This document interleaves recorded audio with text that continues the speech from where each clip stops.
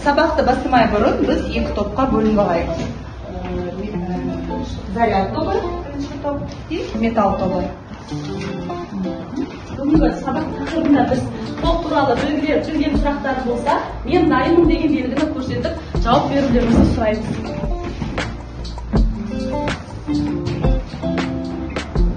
Балалар, тоқ дегеніміз өткізгіштің көлденең қимасы арқылы болады. Жалпы тұрмыста біз тоқ деген ұғымды пайдаланамыз ба? Кім біледі? Кім айтады? Тоқты пайдаланамыз ба? Біз тоқты көп жағдайда пайдаланамыз. Электр шайнинг қолданғанда және де киім түптегенде өзімізге керек кезде қолданамыз. Жарайсыз. Бірақ Жалпы тоқ дегеніміз ай әрпімен белгіленеді. Өлшем бірлігі ампер. Мұнда Q әрпі заряд, Т деген бізде уақыт. Балалар, мен сіздерге түсіндірген формула бойынша есеп шығарамыз. Белгілі бір уақыт береміз. Осы үш есепті шығарамыз, иә?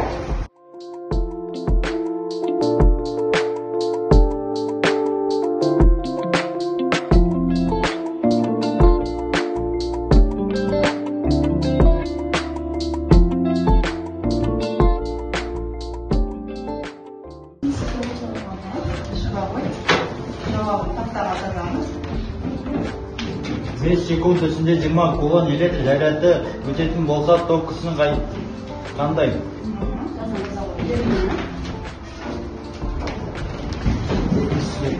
Қыздыру шамы арқылы 0,8 А ток өтеді. 1 секунд шамының көлденең қимасы арқылы еркін зарядтардың қандай мөлшері өткен?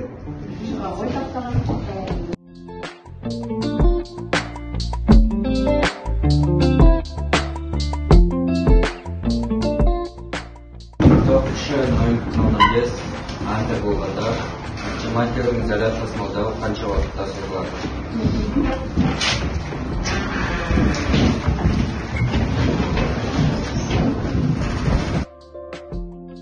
Магниттік және физиологиялық.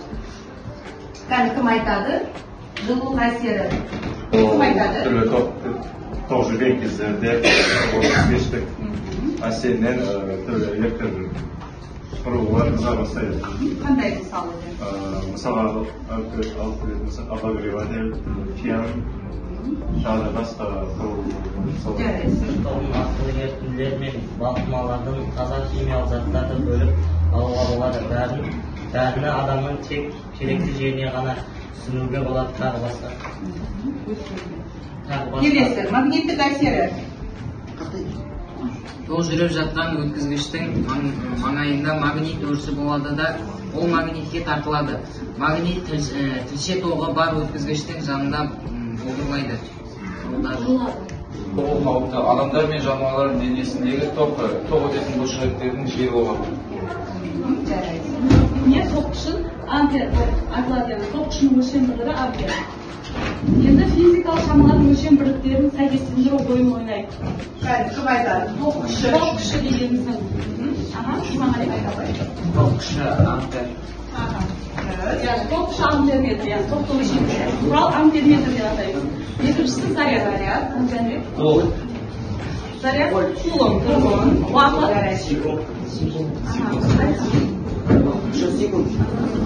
Кернеу. Ампер. Жұмыс. Кулон деген заряд.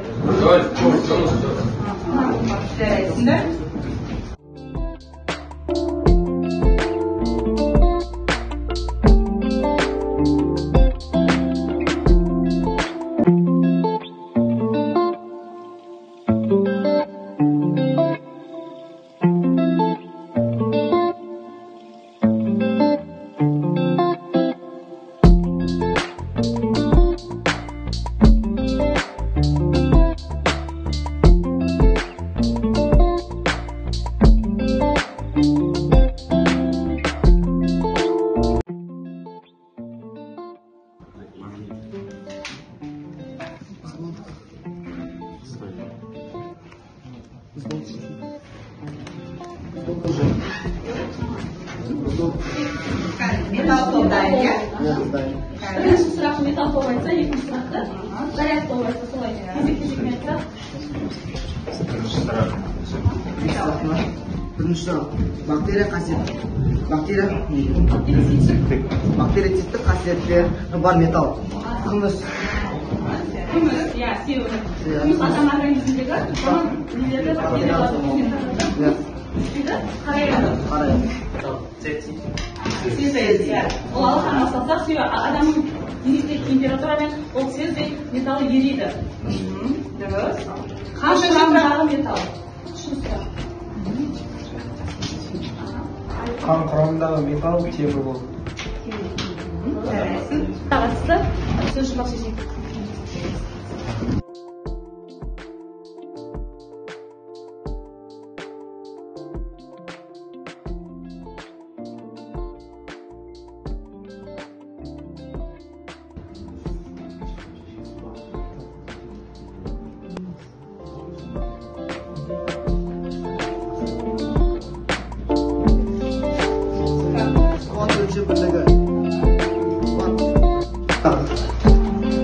Грек тілінің янтар сөздік мағынасы электрон. Бесінші соңғы сұрақ. Бірлерге жасалған жұмыс.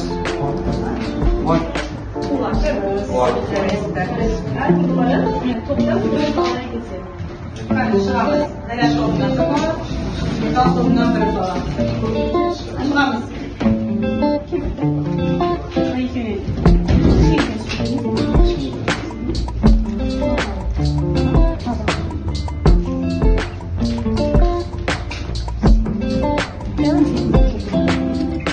Айтып отыр. Таза суды. Енді мына не суда?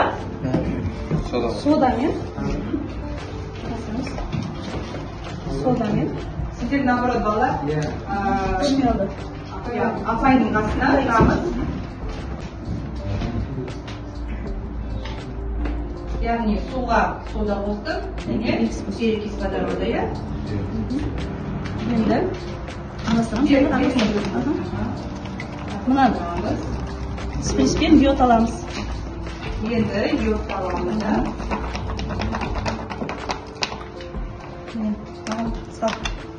Йодты біз нормасымен қазір құямыз.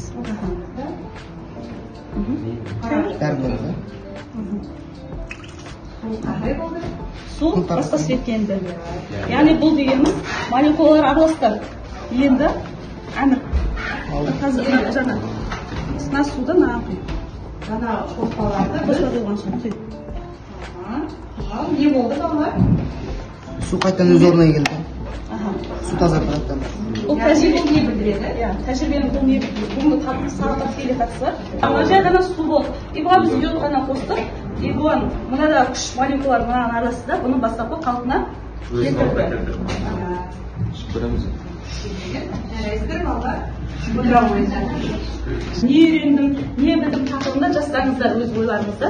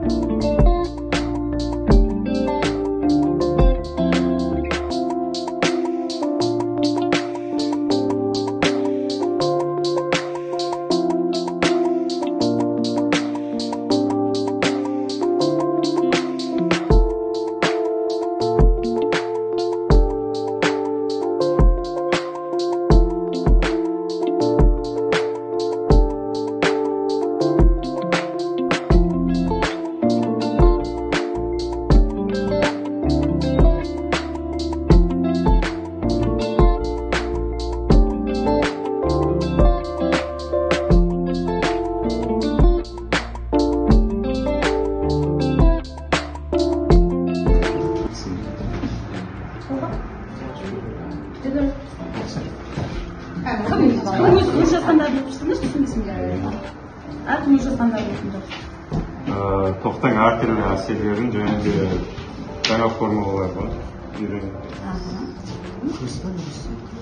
Жазғандарын екі молекула бір-біріне ауысуын Үйрендік. Әсері қандай? Мен сабақтан екі молекула бір-біріне қосылса, қай молекулада физикалық молекулалар көп сол зат женетінін білдім.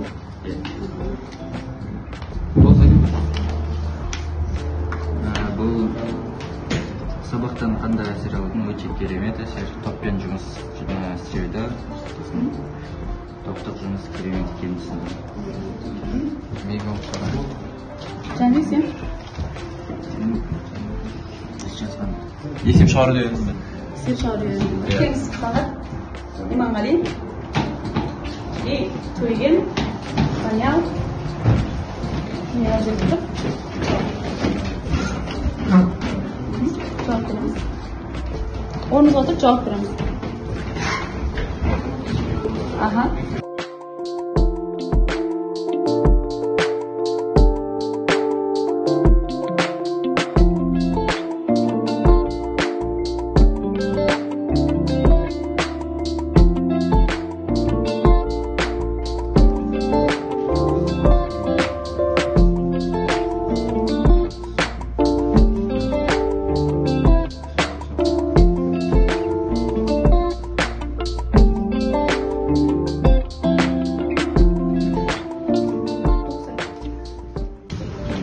Тоқ дегеніміз не болды? Электр тоғы дегеніміз не? Электр тоғы дегеніміз біздің күнделікті пайдаланатын затымыз. Электр тоғын шай қойғанда пайдаланамыз.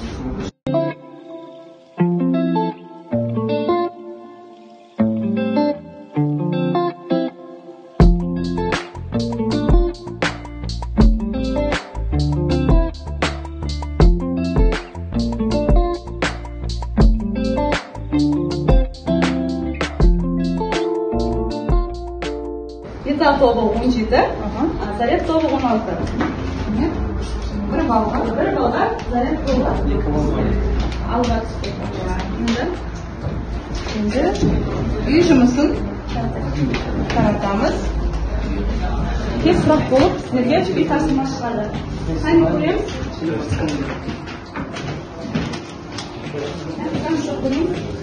Қазір телефондарын ашамыз. Үй тапсырмасы. Түсіндей жерді аламыз.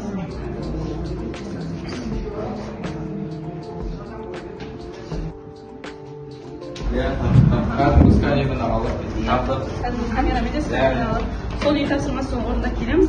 Ал бүгінгі сабақтың қорытындысы бойынша заряд тобында Полат Әдел, Қалибай Бақтиярға бүгінгі сабақта 5, Кеңес Еркеболатқа 4, металл тобында Айтбаев Алихан, Құрайш Бердәулет, Перде Бегарысқа 5, Замат Нұрсұлтан Иманғалиға жеңіл тапсырмалар беріп, кішкене толықтыруымыз қажет.